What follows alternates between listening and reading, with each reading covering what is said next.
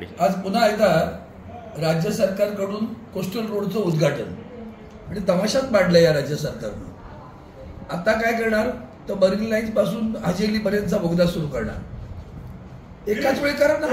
एकदा देशाच्या माननीय पंतप्रधानांनी सुद्धा बोगदा वरच्या कोस्टल रोड अर्धवट असताना उद्घाटन केलं। परवा लिकेजची बातमी आली। आता पुन्हा आज बातमी दिली 10 जूनला एक बोगदा सुरू, लोकांना वाटतं वरळीपर्यंत सुरू होणार आहे, वरळीपर्यंत नाही। वरळीपर्यंत का ठेवताय? विधानसभेची निवडणूक पाहताय का?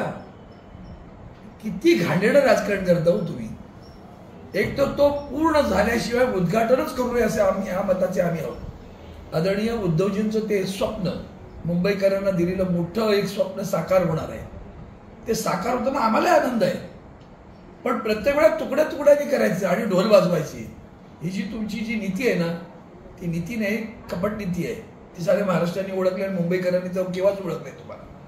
त्यामुळे राज्य सरकारचा निषेध करावा तेवढा थोडाच, पण शेवटी ज्यासाठी हा कोस्टल रोड तयार होतोय त्याचा पूर्ण लाभ जर मिळाला नाही तर त्याचा उपयोग काय? आणि म्हणून या सरकारनं जे आता नीती अवलंबलेली आहे तिचा मी निषेध करतो जाहीरपणे, आणि एकदाच काय तर कोस्टल रोड पूर्ण करा आणि त्याचं उद्घाटन करा असं आवाहनही करतो।